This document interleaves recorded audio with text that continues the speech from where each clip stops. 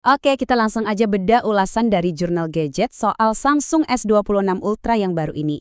Harganya mulai dari 24,5 juta rupiah loh.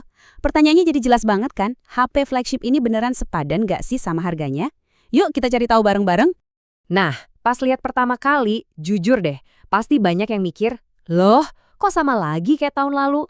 Jurnal Gadget juga memulai ulasannya dengan pertanyaan yang sama. Jadi kalau kelihatannya familiar, di mana dong upgrade yang benar-benar penting? Eits, jangan salah. Jawabannya tuh bukan di mata, tapi di tangan. Walaupun kelihatannya sama, pas dipegang, wah, rasanya beda banget tahun ini.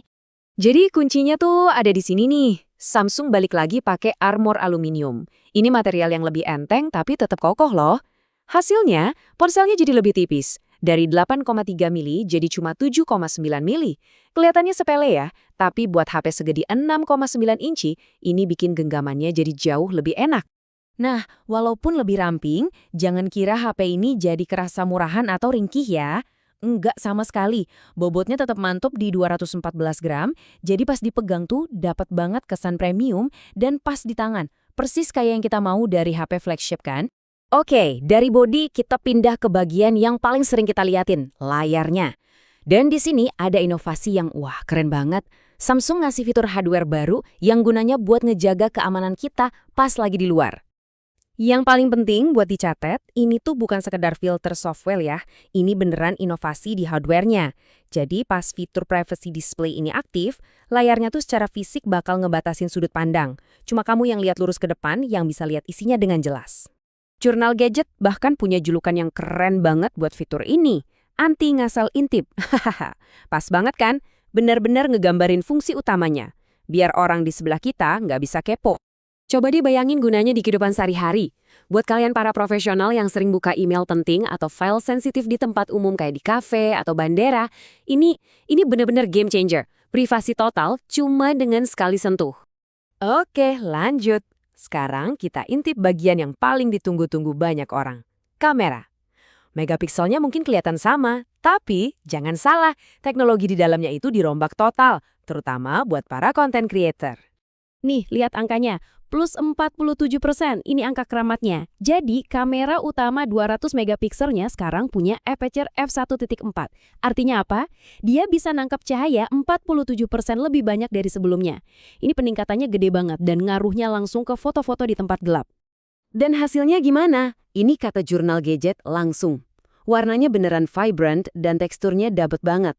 Waktu dicoba buat foto makanan di kafe yang agak remang-remang gitu, hasilnya juara. Warnanya hidup, detailnya dapat, dan noise-nya minim banget. Buat kalian yang suka nge-vlog, ada kabar super bagus nih. Fitur Super Steady yang pakai AI sekarang jauh lebih pinter. Jadi mau ngerekam sambil jalan cepet atau lari-lari kecil, hasilnya halus banget. Serius, kayak pakai gimbal beneran. Oke, dari kamera kita gas ke performa, dan ada satu upgrade yang akhirnya datang juga. Sesuatu yang ditunggu-tunggu banget sama fans di bagian baterai. Otaknya pakai yang paling baru, Snapdragon 8 Elite Gen 5 yang dibikin khusus for Galaxy. Nah, NPU-nya atau bagian yang ngurusin AI itu 39% lebih ngebut. Efeknya, fitur kayak Photo Assist buat ngapus-ngapusin objek ganggu di foto jadi cepet banget. Cuma hitungan detik. Dan ini dia, sang primadona yang ditunggu-tunggu. Fast charging 60 watt akhirnya.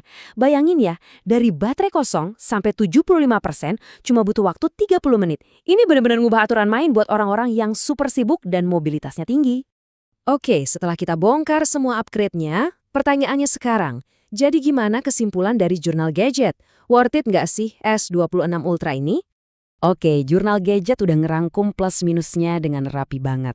Kelebihannya jelas ya, ada privacy display yang inovatif, kamera low light yang gokil, video yang stabilnya kayak gimbal, dan akhirnya fast charging 60 watt.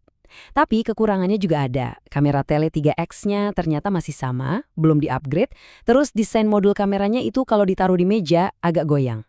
Nah, jadi ini dia rekomendasi utamanya. Kalau kamu itu content creator atau profesional yang sekarang masih pakai S23 Ultra atau seri yang lebih tua, Jurnal Gadget bilang upgrade ke S26 Ultra ini bener-bener sepadan banget. Tapi, ada tapinya nih, buat kamu yang baru tahun lalu beli S25 Ultra, mungkin ada baiknya mikir-mikir lagi. Menurut Jurnal Gadget, perubahannya mungkin belum cukup wah, buat ngejustify pengeluaran upgrade tahun ini? Ujung-ujungnya semua ini balik lagi ke satu pertanyaan buat kamu pribadi. Dengan semua upgrade yang fokusnya ke privasi, bikin konten, dan kecepatan, apakah S26 Ultra ini cuma sekedar evolusi atau beneran sebuah revolusi yang bisa mengubah cara kamu pakai HP? Nah jawabannya, cuma kamu yang tahu sesuai kebutuhanmu sendiri.